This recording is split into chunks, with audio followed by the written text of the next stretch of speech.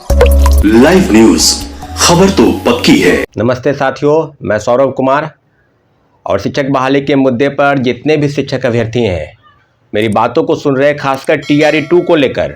TRE 2 में supplementary result की मांग को लेकर जो घमासान मचा था, तो सारे शिक्षक अभ्यर्थी जो है जो टाई ब्रेकर में है उतना ही मार्क्स कट ऑफ मार्क्स को लेकर और 14,700 पदों पर जो सूची शिक्षा विभाग से बीपीएससी को भेजी गई थी और बीपीएससी ने साफ रिजल्ट से इनकार कर दिया और शिक्षा विभाग ने वो चिट्ठी वापस ले ली। तो सारे मुद्दे सप्लीमेंट्री रिजल्ट के मांग को लेकर, सीटेट अपेयरिंग की मांग को लेकर, सीटेट अपेयरिंग के मामले को लेकर तो रिजल्ट के प्रकाशन की सूची जल्द ही तैयार हो जाएगी, तो वो अप्लाई तीसरे फेज की बहाली में कर सकते हैं। परंतु टीआरई 2 में पूरक परिणाम जारी नहीं हुए। इन सारे विषय पर लेकर एसटीईटी अपेयरिंग जिसकी मार्च में परीक्षाएं होने वाली है, उसकी अपेयरिंग के कई छात्र हैं जो फ़ोन करते हैं कि आगे क्या होगा, क्योंकि तीसरे फेज की बहाली की जो प्रक्रिया थी, जो पहले सरकार द्वारा तय थी, वो अगस्त महीने में आयोजित होने वाली थी। परंतु अब तीसरे फेज की बहाली की प्रक्रिया के प्रारंभ यानी 10 तारीख से 10 फरवरी से लेकर और 23 फरवरी तक आवेदन लिए जाएंगे। तो इन सारी चीज़ों पर और डीएलएड अपेयरिंग, डीएलएड वाले वो लोग छात्र जिनका 22 से 24 सेशन है जो अगस्त महीने में पूरा होगा, वो तीसरे फेज की बहाली से वंचित रह जाएंगे।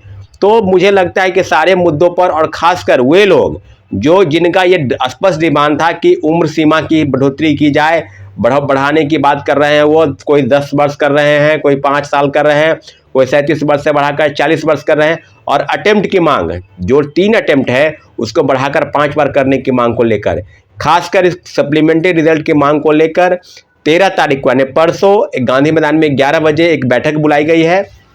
जितने भी शिक्षक अभ्यर्थी मेरी बातों को सुन रहे हैं, बैठक आगे भी बुलाई जाएगी, परंतु एक महत्वपूर्ण बैठक है, इसलिए सारे शिक्षक अभ्यर्थी इस बैठक में आना नितांत आवश्यक है।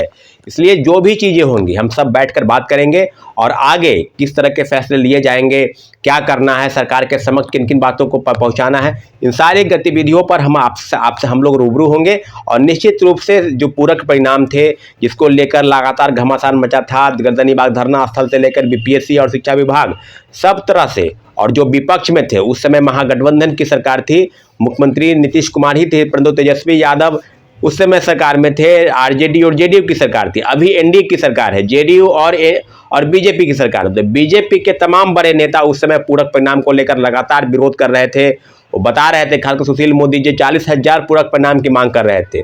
सम्राट चौधरी और विजय सिन्हा विरोधी दल के नेता विधानसभा में और विधान परिषद में आज दोनों बिहार के डिप्टी सीएम हैं। तो क्या दोनों की भूमिका पर हम बात नहीं करेंगे? क्या दोनों आज चुप्पी साधे रखे हैं? डोमिसाइल नीति पर क्या आगे उनकी राय होनी चाहिए? डोमिसाइल नीति को स्पष्ट बोलते थे कि बिहार की नौकरी पर बिहारियों का हक है और हम लोग लगातार मांग कर रहे थे। डोमिसाइल जब से लागू हुआ था तब से लगातार मांग बढ़ रही थी। तो सारी चीज़ें क्या सरकार के समक्ष सब गेंद जो है वो सरकार के पाले में चली जाए, और पूरक परिणाम को लेकर किस तरह की चीज़ें हो रही है आप समझ सकते हैं। तो सारी चीज़ें अब 13 तारीख के दिन बैठक बुलाई गई है और 13 तारीख के दिन नियोजित शिक्षकों का विधानसभा सत्र के भी मांग के लोग लेकर भी विरोध प्रदर्शन शुरू होना है। विधानसभा का घेराव करने की बात तमाम शिक्षक संगठन कर रहे हैं, क्योंकि 3,50,000 नियोजित शिक्षकों की गर्दन पर छुरी चलाने की बात, उनको नौकरी छीनने की बात, जो चिट्ठी है, जो के पाठक तरफ से जो चिट्ठी निकला है शिक्षा विभाग द्वारा कि सक्षमता परीक्षा देनी है, फेल कर जाते हैं तो नौकरी से आपको निकाला जाएगा। जो व्यक्ति 20 साल से 15 साल से 18 वर्ष से नौकरी कर रहा है उसको नौकरी छीनने की बात इस चिट्ठी से प्रतीत होती है। सारी चीज़ें अब निश्चित रूप से शिक्षक अभ्यर्थी के सारे मन मस्तिष्क पर जो सवाल कौन रहा है कि 14,700 पदों पर चिट्ठी निकालकर और फिर रिजल्ट में घालमेल करना, वापसी करना, शिक्षक अभ्यर्थियों के साथ धोखा और अन्याय करना, इन सारे विषय पर हम लोग एकजुट रहेंगे। और परसों एक बैठक बुलाई गई है। बैठक में आप सभी लोगों का मैं पुनः आग्रह करता हूँ कि बैठक बार बार नहीं बुलाई जाएगी, आगे बुलाई जाएगी या नहीं, लेकिन परसों आपको बैठक में आना है, खासकर टीआरई 2 के पूरक परिणाम की मांग को लेकर, जिनका एज समाप्त हो गया है, जो तीसरे फेज की बहाली, चौथे फेज की बहाली में बैठने से वंचित रह जाएंगे, ऐसे उम्र वाले लोग, उनका आना नितांत आवश्यक है। और वैसे लोग जो मिनिमम कट ऑफ को पार कर लिए हैं, 1 नंबर, 2 नंबर, 4 नंबर, 5 नंबर से छट गए हैं, किन्हीं कारणों से, सभी को इस 13 तारीख के बैठक में आना है। और आपको बता दें कि पूरक परिणाम की मांग को लेकर जिस तरह की चीज़ें होगी और आगे फैसला लिया जाएगा। सारे बिंदुओं पर हम चर्चा करेंगे।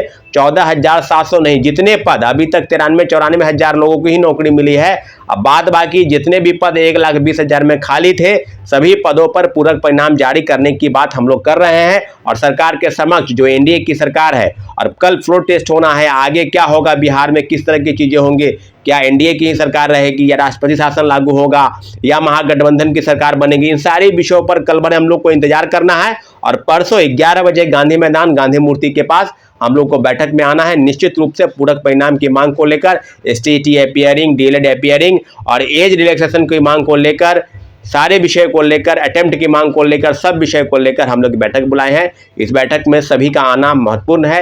इसलिए साथियों, सबसे आग्रह है, जितने भी शिक्षक अभ्यर्थी मेरी बातों को सुन रहे हैं, कल भर का समय है, आप लोग अपना बोरिया बिस्तर बांध लें और पटना के गांधी मूर्ति में गांधी मैदान के पास आएँ और आगे के फैसले पर हम लोग विचार करेंगे। निश्चित रूप से हम लोग की जीत होगी।